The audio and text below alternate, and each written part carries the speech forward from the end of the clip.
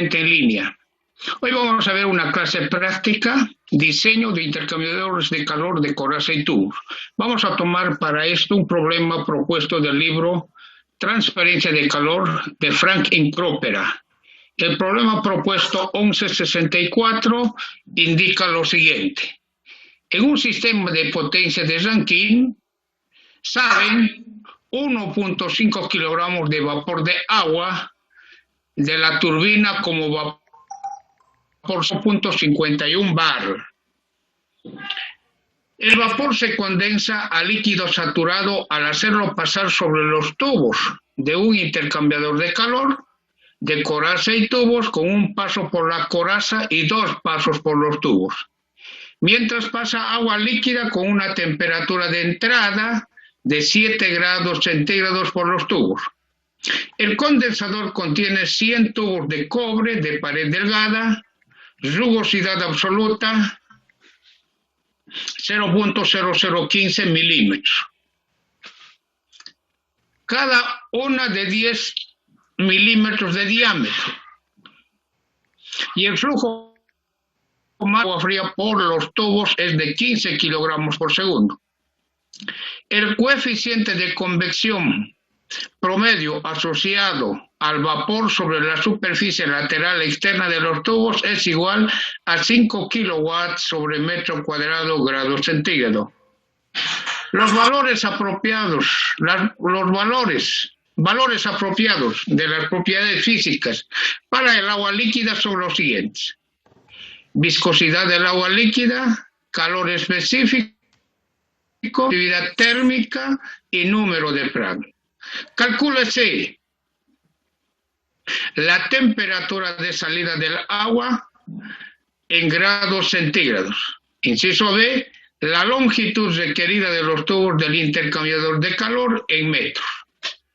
Perfecto, entonces nos piden hallar la temperatura del agua. Bien, vamos nuevamente al enunciado. Me dice que tengo un sistema de Rankine. Los Rankine se emplean para generar vapor a alta presión. Y este vapor a alta presión mueve una turbina. Al mover la turbina, la presión se degrada, o sea, la presión baja. Este vapor a baja presión es la que se alimenta a nuestro intercambiador de calor. ¿Cuánto es la presión del vapor saturado a la entrada a nuestro intercambiador de calor? 0.51 bares. Esto es el vapor. Además me dicen que es vapor saturado. El vapor se condensa a líquido saturado. ¿Qué quiere decir? El líquido se encuentra a la misma temperatura que el vapor, porque es un líquido saturado. Al hacerlo pasar sobre los tubos del intercambiador de calor de coraza y tubos, sobre los tubos. ¿Qué quiere decir? Que el vapor está en la parte de la coraza, en la parte externa de los tubos. ¿Está bien? Esto es lo que indica. El intercambiador de calor tiene un paso por la coraza y dos pasos por los tubos. Miel líquida fría, con una temperatura de entrada de 7 grados centígrados, fluye por el interior de los tubos.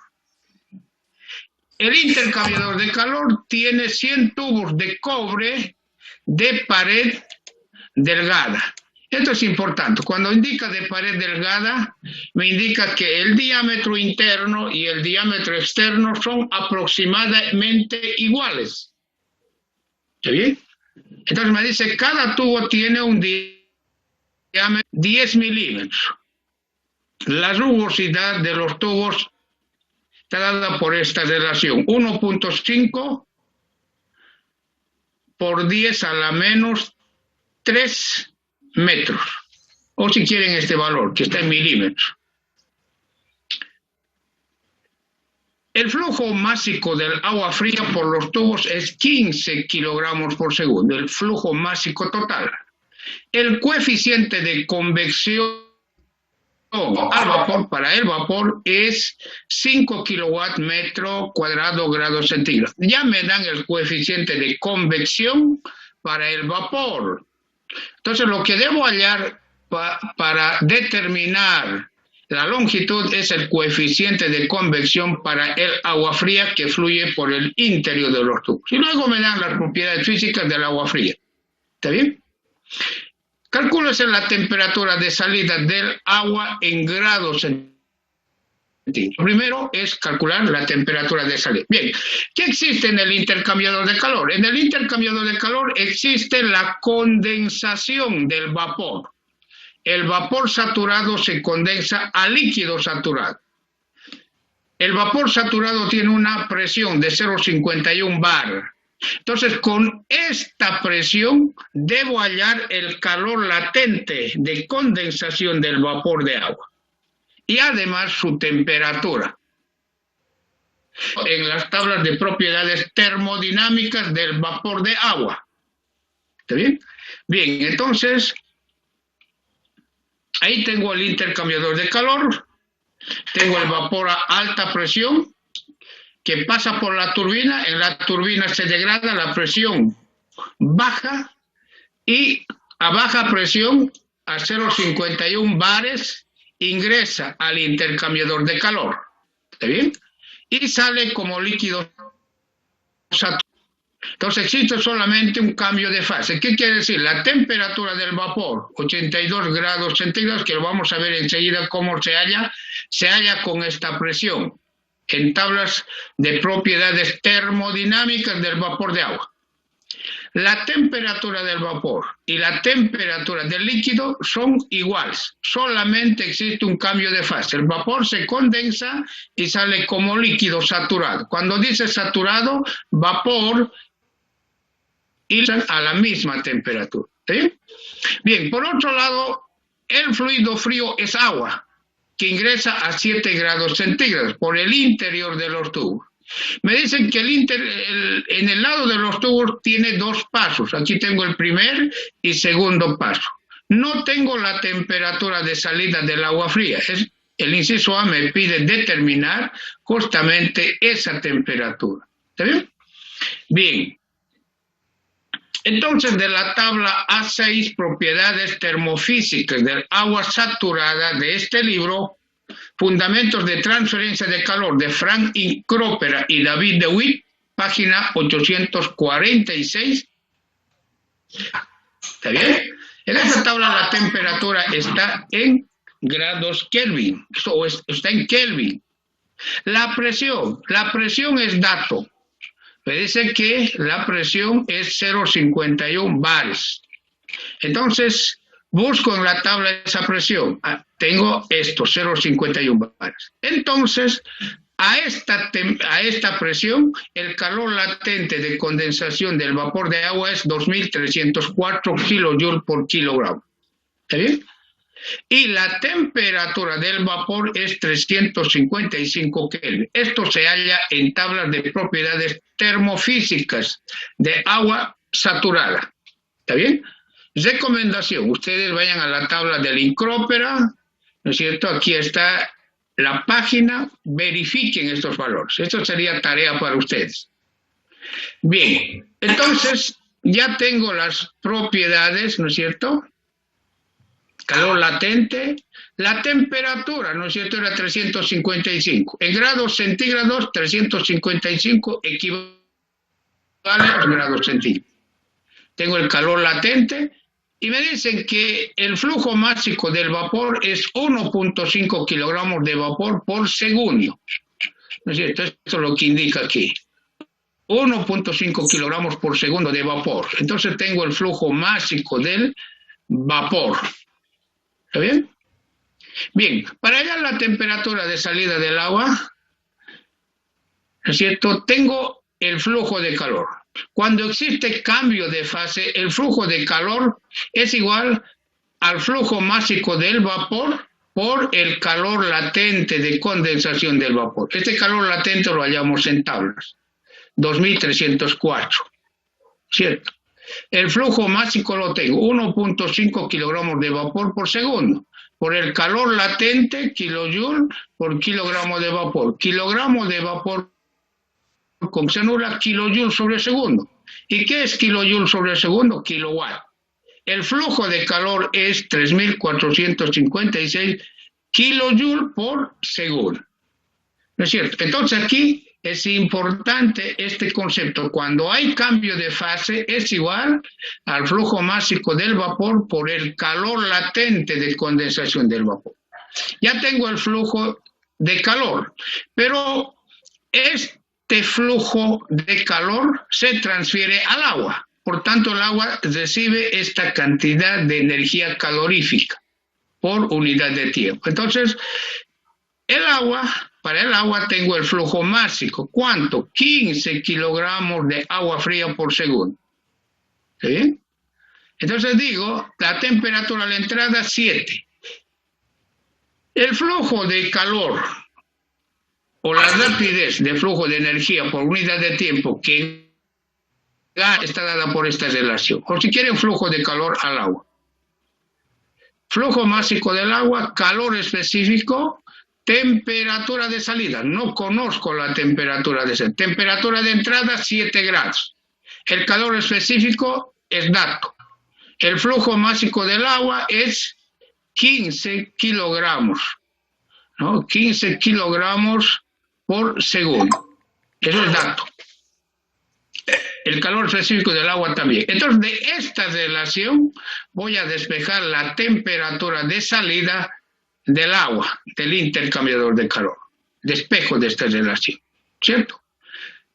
Entonces, reemplazo en esa ecuación los datos. Tengo la temperatura de entrada, 7 grados centígrados, el flujo de calor, 3.456 kilojoules por segundo, el flujo másico total del agua fría, 15 kilogramos por segundo, el calor específico del agua fría, ¿cierto? Realizo operación. Aquí, recomendación para el examen. Para el examen ustedes deben anotar las dimensiones. Las dimensiones. Aquí estoy kilojoule por segundo, kilogramo, kilojoule, kilogramo, grado. Deben estar las dimensiones. Por tanto, recomiendo trabajar con dimensiones en el examen. Es una recomendación, no solamente números puros, sino deben estar las dimensiones de las distintas variables que ingresan, se utilizan para resolver el problema.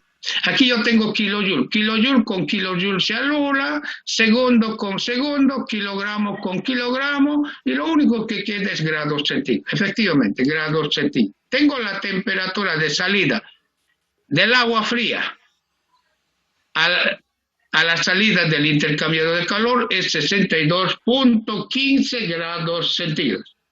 Entonces el inciso A está resuelto. Entonces la temperatura del agua fría del intercambiador de calor es 62.15 grados centígrados. ¿Está bien?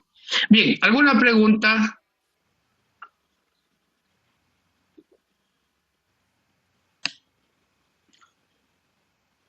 ¿Alguna consulta?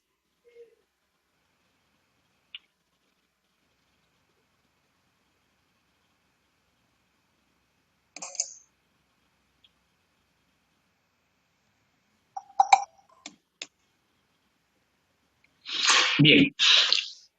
Recomendación entonces es que ustedes nuevamente resuelvan este problema paso por paso, vean los gráficos, las tablas y todas las unidades y todo, como una forma de practicar. ¿Está bien? Bien, vamos a pasar al inciso B. El inciso B me pide hallar, determine, calcule la longitud de los tubos. Entonces me piden hallar la longitud de los tubos. Cuando indica longitud de los tubos, se refiere a la longitud de este tubo, ¿cierto? ¿Cuánto es la longitud de este tubo? Por decir, entre este punto y este punto. Me dice el intercambiador de calor si tiene 100 tubos, pero cada tubo, ¿cuál es la longitud de cada tubo? Esto es lo que me pide ayer. ¿Cuál es la longitud? ¿Está bien? Entonces el inciso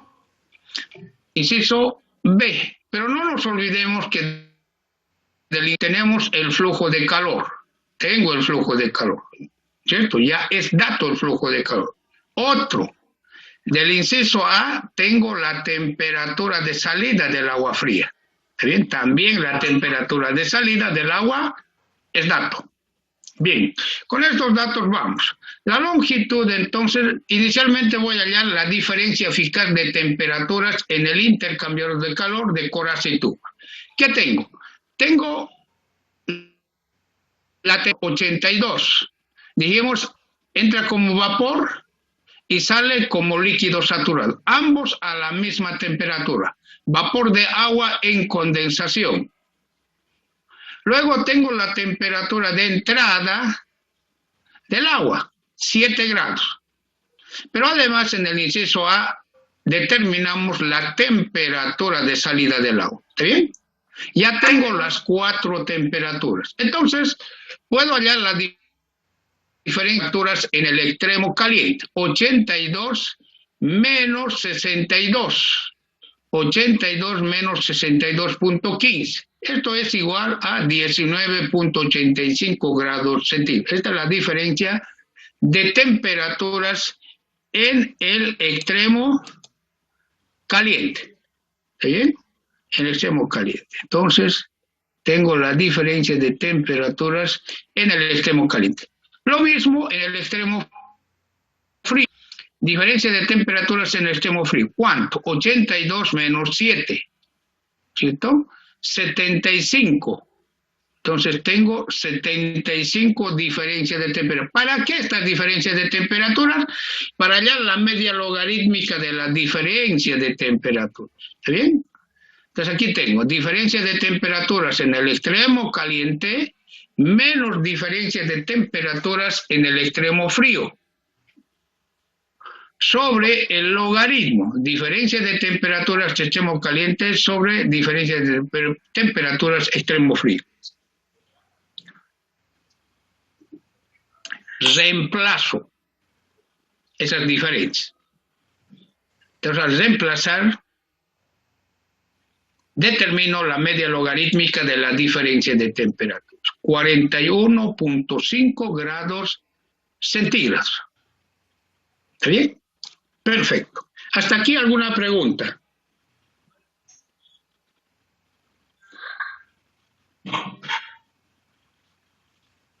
Bien, continuamos. Entonces tengo la media logarítmica. Pero para intercambiadores de calor,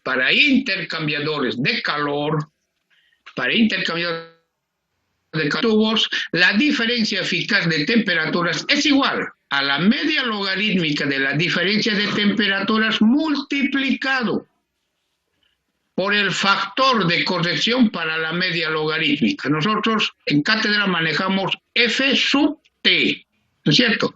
Entonces debo determinar el factor de corrección para la media logarítmica F sub T. ¿Está bien? Pero en un intercambiador de calor que tiene cambio de factor de corrección para la media logarítmica es igual a 1. Condición que exista cambio de fase. O existe condensación o existe evaporación. Si hay cambio de fase, el factor de corrección para la media logarítmica F sub T es igual a 1. Como en este intercambiador existe cambio de fase, el vapor se condensa, entonces existe cambio de fase. Por tanto, el factor de corrección es igual a la unidad. ¿No es cierto? No es necesario ir a tablas ni a gráficos. ¿Por qué? Porque existe cambio de fase. ¿Está bien?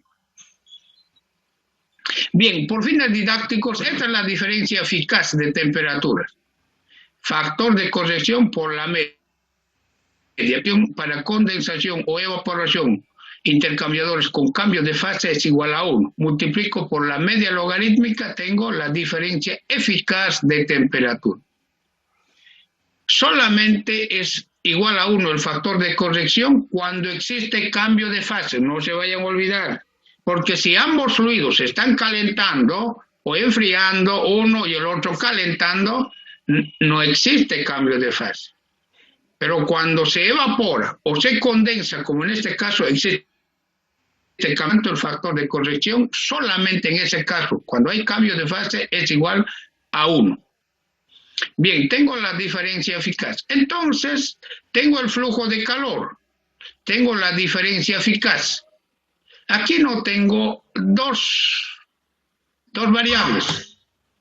El área no lo conozco, no sé el área, cuánto es el área, tampoco el cociente global de transferencia de calor. El cociente global de transferencia de calor es una incógnita y el área de transferencia de calor es otra incógnita. ¿Está bien? Bien, entonces, inicialmente vamos a hallar el área. Pero antes de hallar el área, ¿cierto? Antes de hallar el área, es necesario determinar la velocidad del fluido. En este caso, la velocidad del agua.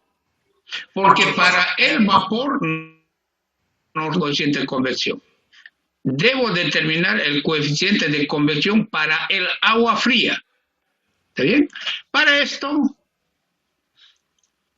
voy a hallar el área para el flujo másico del agua fría en los tubos. El área para el flujo másico es igual al número de tubos. ¿Cuántos tubos tiene el intercambio de calor? 100. Pi cuartos por el diámetro interno. ¿Cuánto es el diámetro interno? Lo transformo a metros y elevo al cuadrado. Sobre n. ¿Qué es n? Es el número de pasos de tubo. ¿Cuántos pasos tiene en los tubos? 2 pasos. Entonces emplazo datos aquí. ¿Está bien? Estoy emplazando datos y tengo el área para el flujo másico del agua fría en los tubos. No se debe confundir el área para el flujo másico con el área de transferencia de calor. Son totalmente diferentes. ¿Está bien? Esto es el área para el flujo másico.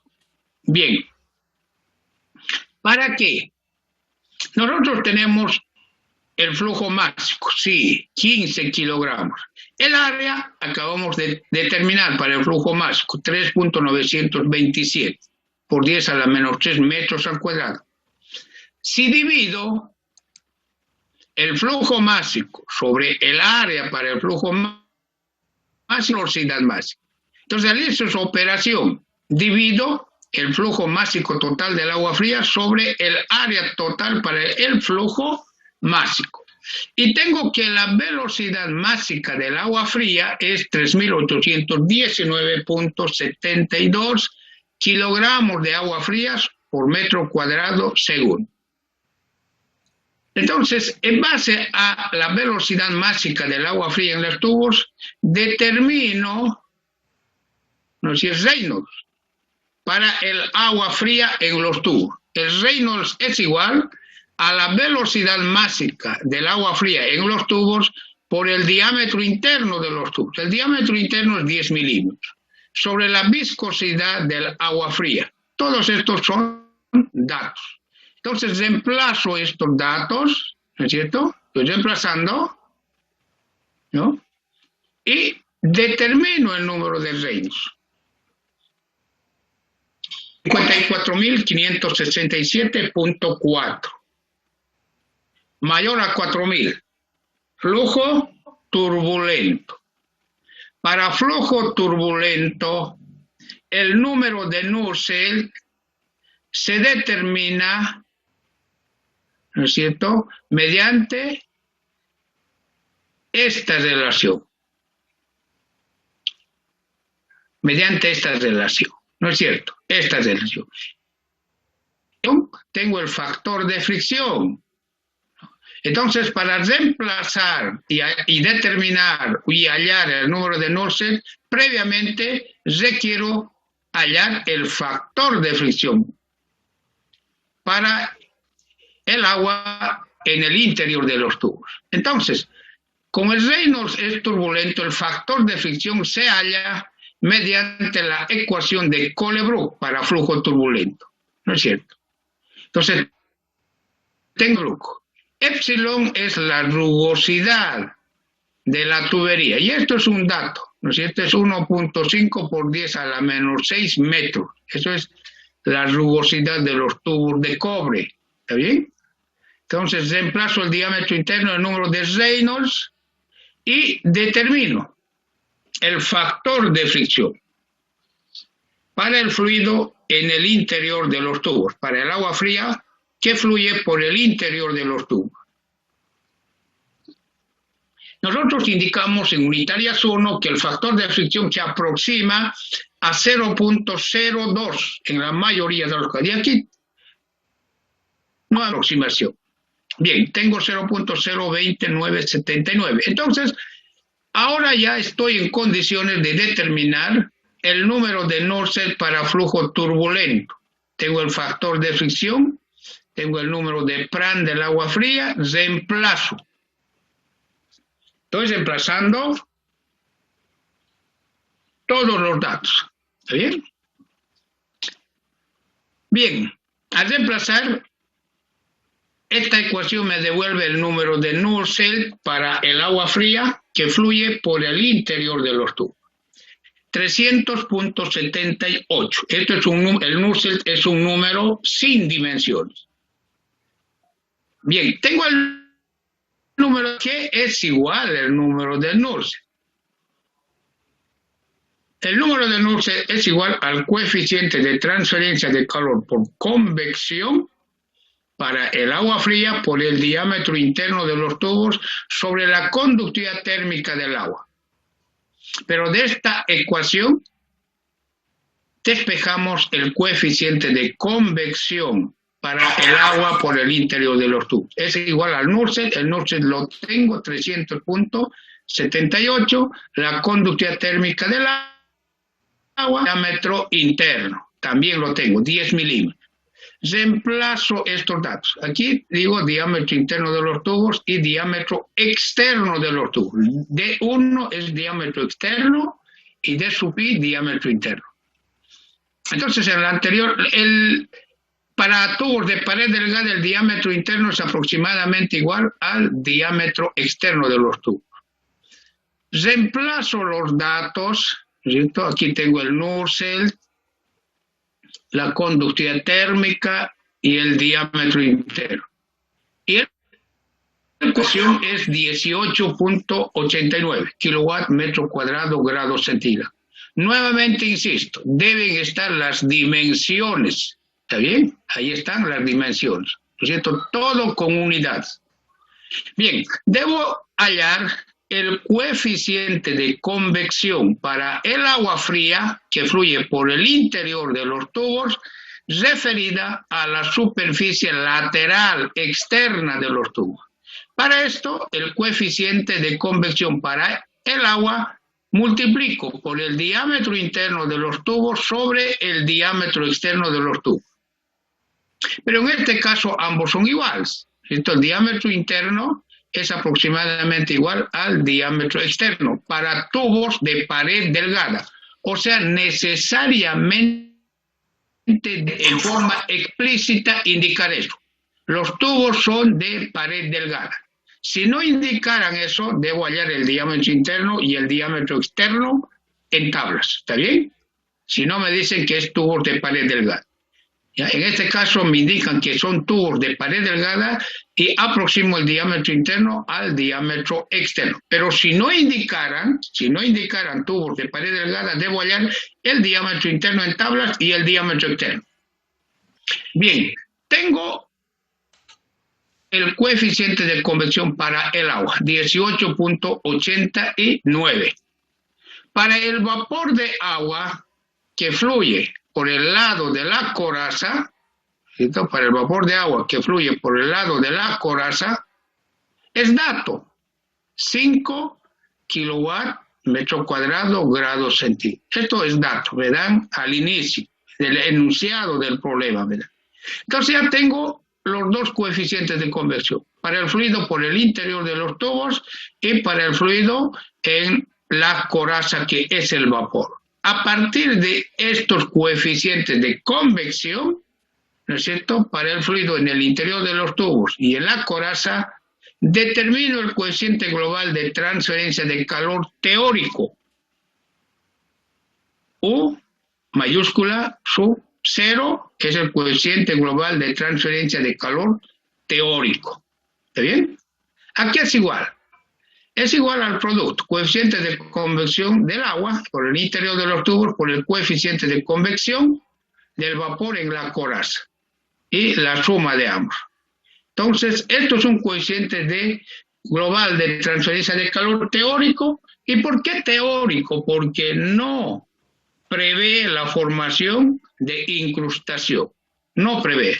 O sea, considera el intercambiador sin incrustación. Entonces, por eso indicamos que es un coeficiente global de transferencia de calor teórico. ¿Está bien? Un buen diseño prevé la formación de incrustación, tanto en la superficie lateral interna de los tubos como en la superficie lateral externa de los tubos. Bien, inicialmente voy a hallar el coeficiente global de transferencia de calor teórico. Reemplazo los datos. ¿Está bien? Reemplazo y al reemplazar tengo que el coeficiente global de transferencia de calor teórico es 3.954 kilowatt metro cuadrado grados centígrados. Esto es teórico, no prevé la formación de incrustación. ¿Está bien? Bien, vamos y retornamos en 5 minutos. De retorno. Entonces ya vimos la parte más larga de estos procesos de diseño térmico de intercambiadores de calor es el coeficiente global de transferencia de calor teórico. ¿Sí? Ya lo tenemos. Entonces, esto es el teórico, el coeficiente global de transferencia de calor teórico. Debo ahora determinar el coeficiente global de transferencia de calor de diseño. El coeficiente global de transferencia de calor de diseño incluye la formación o prevé la formación de incrustación.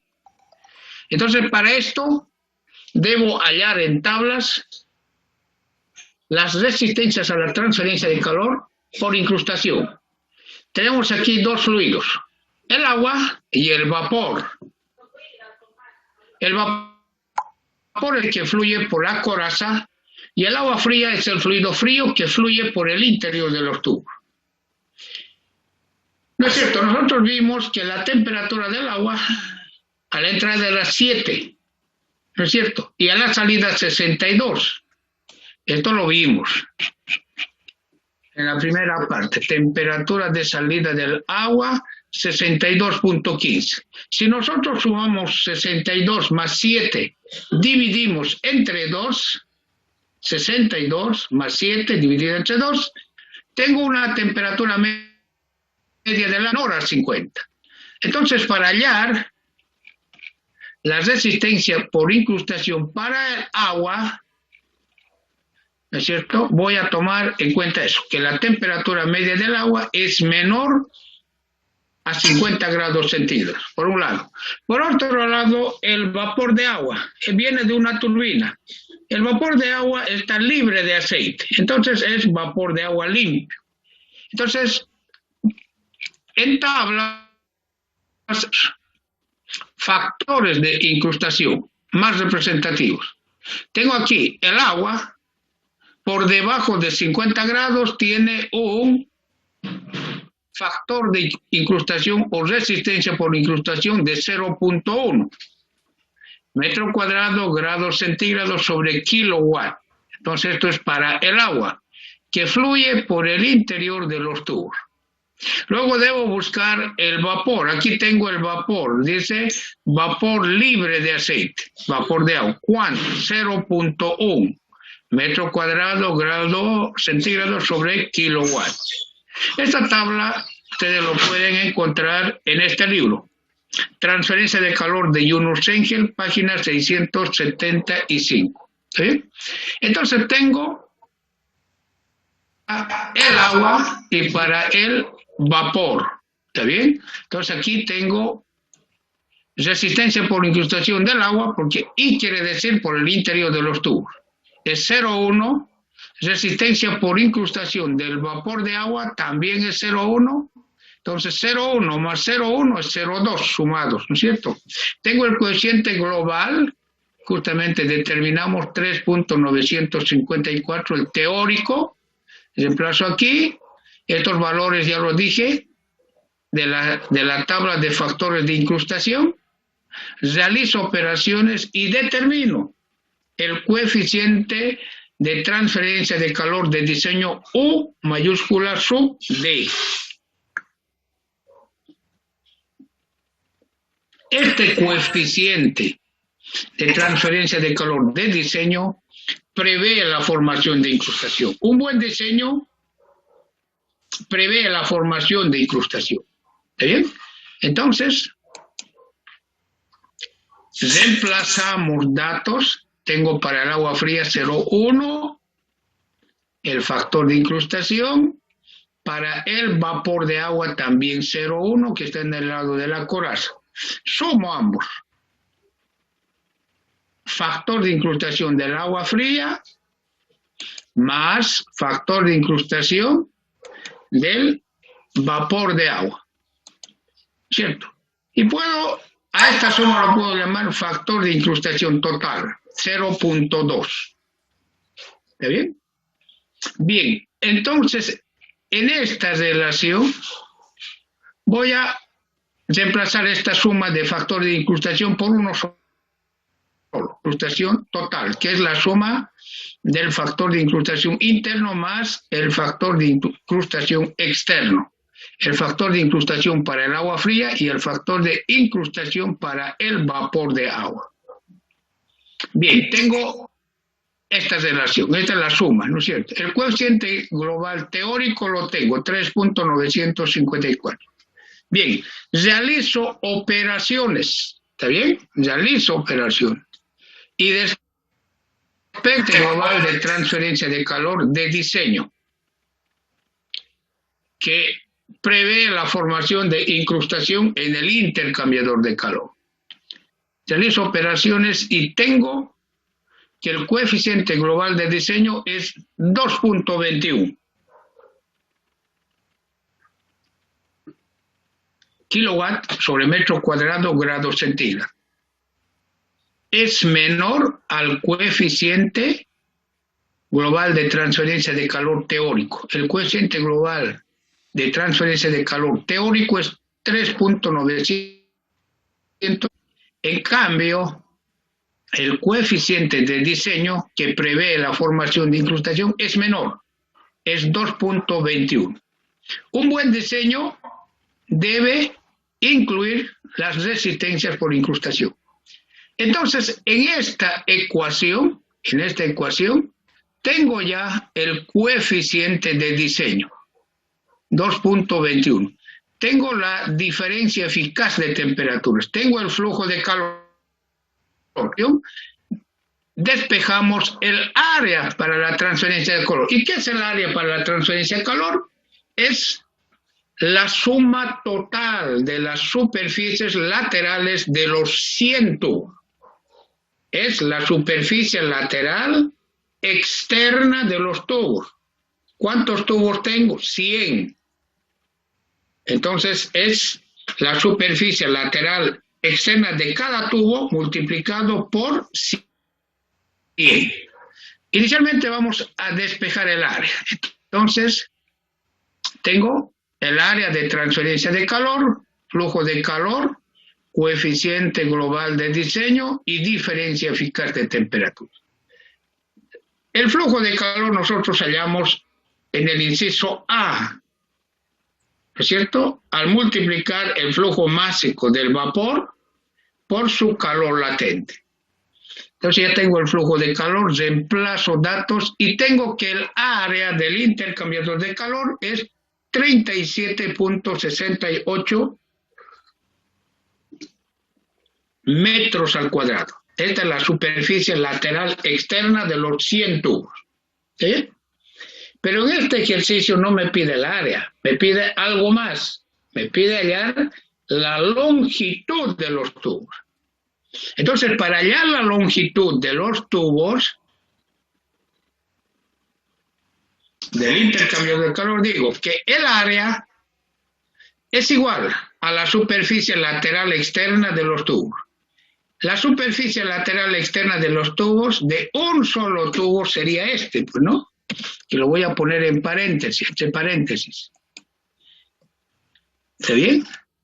Esto es la superficie lateral externa de un solo tubo, donde D sub 0 es el diámetro externo del tubo, de los tubos. Diámetro L es la longitud de los tubos. ¿Está bien? Entonces esto pi por el diámetro externo de los tubos por la longitud es la superficie lateral externa de un solo tubo. Pero son 100 tubos, entonces debo multiplicar por el número total de tubos. Y esto es el área. El área ya lo tengo, 37.68. El número de tubos también. ¿Cuántos? 100 tubos. El diámetro externo también lo tengo, 10 milímetros. Lo que no tengo es la longitud. Entonces, de esta relación voy a despejar la longitud de los tubos. Y justamente tengo aquí, despejo la longitud de los tubos, ¿no es cierto? 37.68. El número de tubos lo tengo 100 tubos, pi por el diámetro externo de los tubos. Alguien me dice, pero si tomó el diámetro interno igual a este valor. Sí. ¿Por qué? Porque los tubos son de pared delgada. Por eso.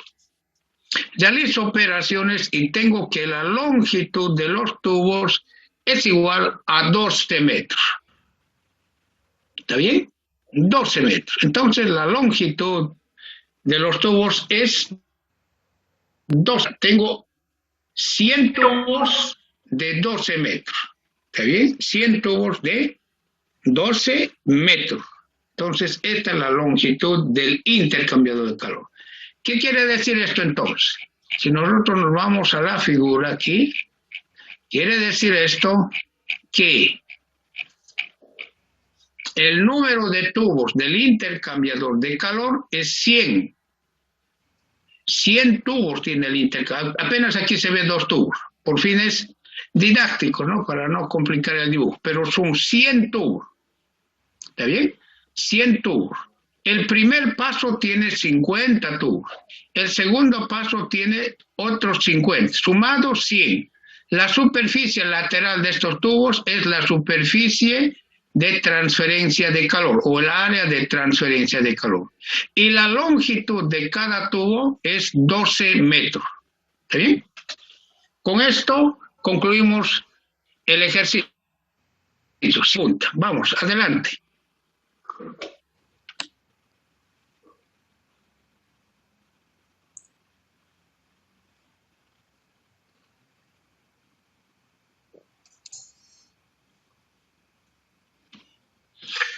Alcocer Sidley, ¿está claro? ¿Alcocer? Sí, ingeniero. Ya, perfecto. A ver, Arriaga. Mercado. Arriaga Mercado. Daniela, ¿está claro? ¿Entendió? Vamos, Arriaga. Arriaga. Responda, por favor.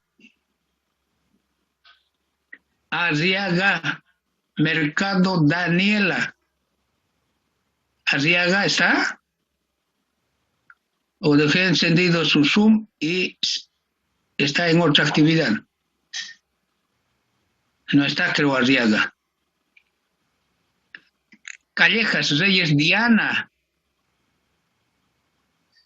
Callejas. Sí, ingeniero. ¿Está claro? Sí, se entiende. Perfecto. Tener recomendación, Callejas, es que nuevamente tener que resolverlo. ¿Ya? Paso por paso. ¿Está bien? Perfecto. Muy bien.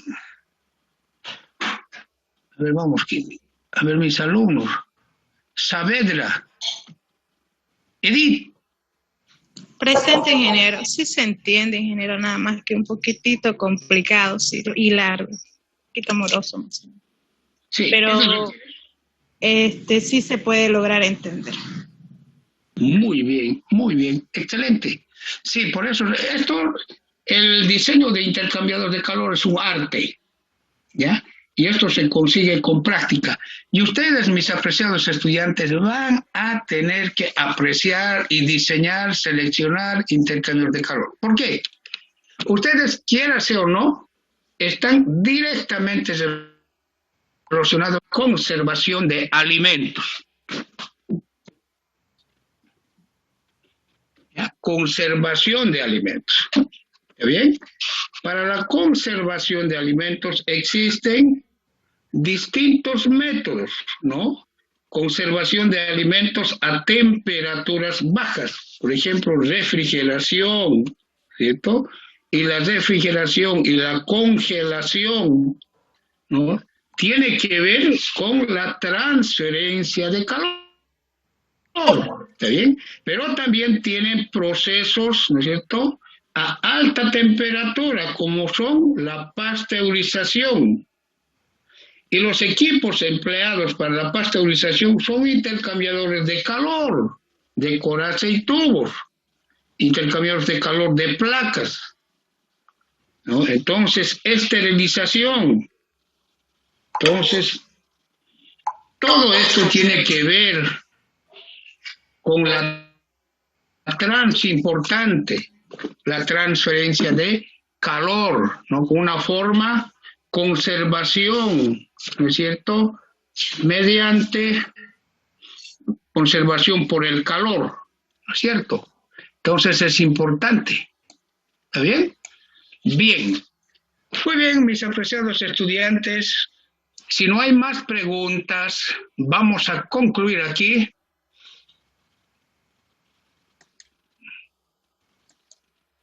Cuídense, por favor, y tengan muy buenas noches. Gracias, ingeniero. Hasta luego. Gracias.